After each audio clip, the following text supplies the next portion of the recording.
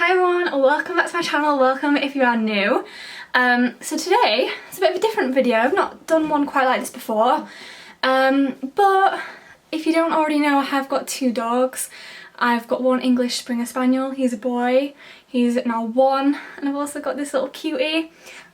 She's a working Cocker Spaniel. This is Florence, and she's only 4 months old. And we always get a lot of questions about like how we train them, what we feed them, etc. So I thought I'd give you like my top sort of training tips if you've got a little puppy, or you just sort of want some general advice, or if you've got a spaniel, because if you know spaniels, they're pretty crazy.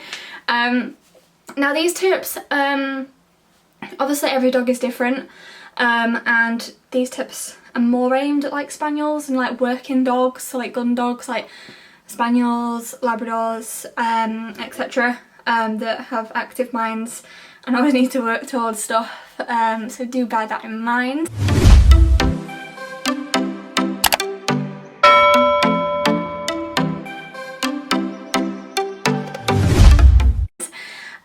But yeah, Flo's 4 months old.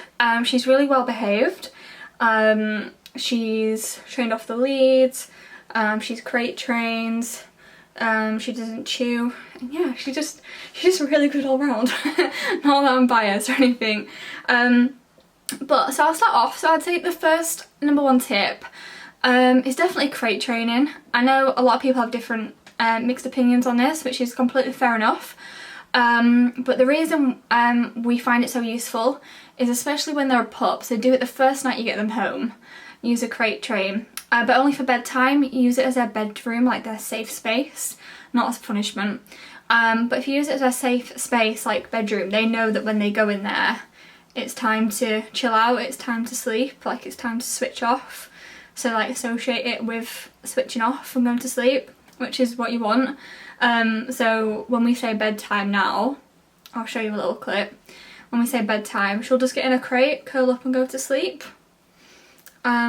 Since she just knows that means it's time to chill out and have a nap, basically. Also, another benefit of it, especially when they're little pups and when you go to bed, you know they're safe, you know they're not going to be chewing something they shouldn't be, like wires, getting stuck somewhere, you know, they might hurt themselves on something. You just don't know what they're going to get up to when you're asleep, so you just know they're safe in there. It's like their own little bedroom. And it's worth as well like putting like either a sheet or a blanket over the top of the crate. Keep one side open, or like the bottom, just so it stays nice and dark, so they're not like woken up really early and they're not distracted by everything that's around them. They probably will cry at first. Girls are definitely better than boys in the crates, I've found. We just kind of got to just wait it out. It is hard, but it's worth it in the end, because you just know they're safe in there and you know they're just going to go straight to sleep. So that is definitely a really good tip that I would give that we've sort of experienced so far. Second of all, now again, you might find this a bit scary, but literally as soon as you take them out for their first walk, maybe not the first ever walk, because obviously they're getting used to the surroundings and getting used to walking, etc. But maybe the second ever walk, let them off the lead. You might think I sound crazy, but it's the best time to do it because they're a pup. Obviously they're still super vulnerable, so they're not gonna, they're highly unlikely gonna run off, because they're very reliant on you and they're looking for you because they're scared, so they're gonna keep looking back for you and you can reward them with that behaviour. I've got some clips of that. So with Flo now, obviously Jax runs off like a maniac when we're walking, but he does come back. But with Flo, she'll only run so far and then she'll like circle back round, look where I am and come back. So that she's sort of got that trained into her from a pup, obviously not going too far and rewarding her for doing that. And also if your dog's interested in balls, it's really good to get them into that, because when you've got them off leads, they're always looking at you for the ball and they'll obviously retrieve it. Flo's really good at retrieving it. I can show you some examples of that as well. But yeah, so it kind of keeps their eyes on you. It works really well with Jax. because he's a little sod. If he sees like birds or water, typical Springer, he wants to go after them. But with a ball, it gives them something to work for, something to look at you, like makes you more interesting on their walk rather than everything else, and keeps them paying attention to you. So would definitely recommend that. In terms of walking, like when I said letting them off the lead, if you are really nervous or if they have run off before or something like that, try the long leads. So not the extendables, don't use them, they're rubbish. But the long leads, so they're like 10 metres or something ridiculous. They're super long, like crazy long. But it lets them obviously get that bit of freedom, and then obviously it'll stop, so they know it kind of gives them the idea of the radius they can run from you, and then you pull them back and reward them. So that works really well as well, especially them dogs that just like to run and just go crazy. So yeah, that works. Another tip that has worked really well for both of our dogs, again, it's not everyone's cup of tea, but it works really well for us, especially working dogs. Amazing. So I've just got it here actually. It is a bit grim. So basically, you may have heard of it, it's just raw feeding your dogs. So this is the one we're using at the moment. Here's just an example. So you keep it in the freezer, and this one looks like this. This one is mince, tripe and duck, but there's loads of different types. There's more expensive types, etc. But it's just literally just meat. There's no additives, anything like that. It's like purely natural. Now I would say get them on that straight away. Like literally just get them on it straight away. There's so many benefits to it. So it's amazing for their coat. Like Flo had a little bit of dandruff. She had a bit of dry skin when she was a pup, and that's cleared up, and she's got a really nice shiny soft coat. Same with Jax, really nice shiny soft coat as well. It's just so good for them. It's just what they would naturally eat in the wild almost. There's no rubbish in there for them, and yeah, they absolutely love it as well. They literally go crazy for it. It's literally their favourite. It's just amazing. Like another big benefit of eating raw as well is their poo. You might be like, what? But it stops them having like really sloppy, stinking poo. Like when they've been on raw feed, their poo is like hard, it's solid, and it doesn't smell that much, so it's really easy to pick up. It's not all sloppy everywhere and like ugh and stinky. It's actually so much better. Like honestly, you'll just it really is good. Also they'll have cleaner teeth, better breath, higher energy levels, just so much healthier, and it'll also reduce like vet bills in the future, because obviously you're feeding them so well, they're going to be a lot healthier dogs, so it's going to reduce vet bills. And you can add like supplements and things to the raw feed as well if you've got like a dog that is prone to suffering with like joint issues or skin issues, whatever. You can literally add that to it as well, which is really good. And it's not that expensive either. People think it's really expensive, but it's not. It literally costs us £1 a day to feed our, no, £2 a day, £1 each to feed our dogs. Obviously if your dog weighs less than my dogs, it'll be cheaper for you because you don't need as much because it goes off their weight. But yeah, amazing, it's so good. I would highly recommend that. And also natural treats with that as well.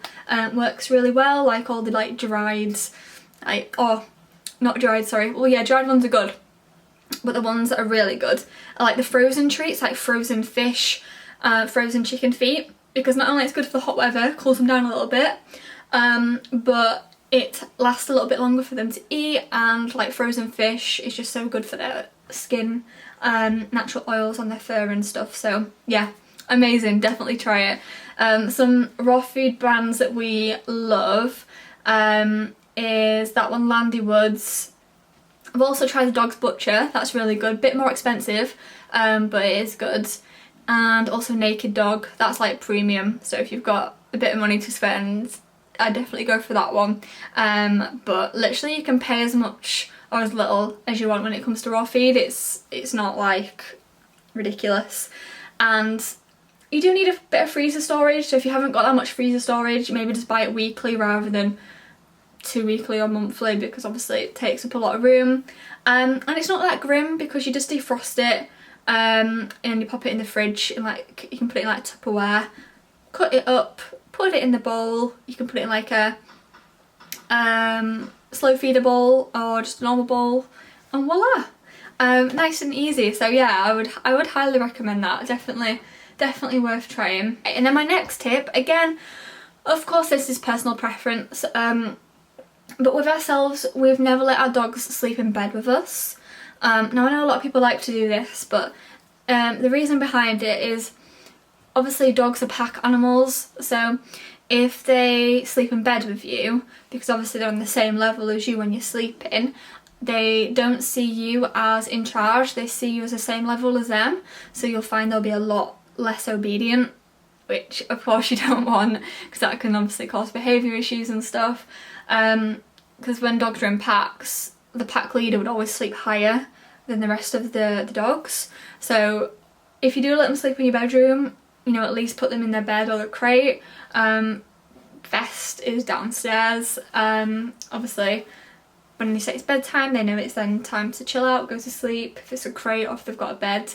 And that just worked really well with us. And then I would say my final tip, which I've probably got loads more, I could waffle on forever, but my final tip, again, personal preference, I'll keep saying that disclaimer for everything because I know everyone's got their own opinions, but obviously this is what's worked for us.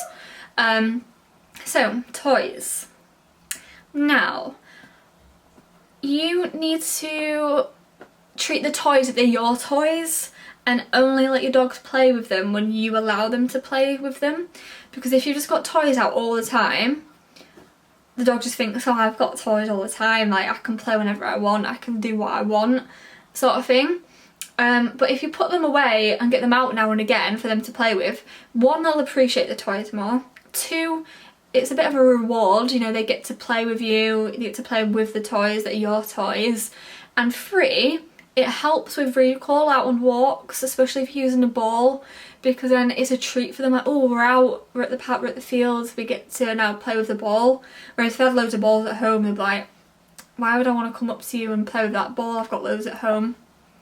You know, it sounds simple, it sounds crazy, but it is so true. Since we started doing that, like after Jax was, after we'd had him a couple of months, we noticed such a difference. It honestly really does work.